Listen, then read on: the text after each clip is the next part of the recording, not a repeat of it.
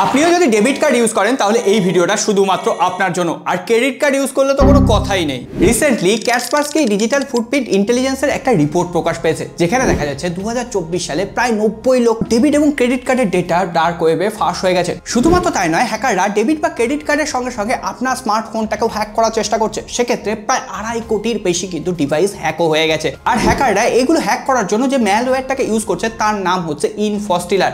সুতরাং আপনিও যদি এই ধরনের হ্যাকিং থেকে বাঁচতে চান তাহলে অবশ্যই আপনার ডেবিট কার্ডই হোক বা ক্রেডিট কার্ডই হোক নেট ব্যাংকিং ইউজ করা শুরু করুন। ডেবিট কার্ড এবং ক্রেডিট কার্ড সাময়িক সময়ের জন্য লক করে রাখুন, যখন সেটা দরকার পড়বে নেট ব্যাংকিং ওপেন করে সেটাকে আনলক করে তারপর ইউজ করুন। আর বেশিরভাগ ক্ষেত্রে ইউপিআই ব্যবহার করার চেষ্টা করুন, যদিও সেক্ষেত্রেও ঝুঁকি একেবারেই কম নয়। তবে ক্রেডিট কার্ড থাকলে অবশ্যই সেটাকে টেম্পোরারি লক করে রাখার চেষ্টা করুন, তাতে আপনি অন্তত বেঁচে যাবেন।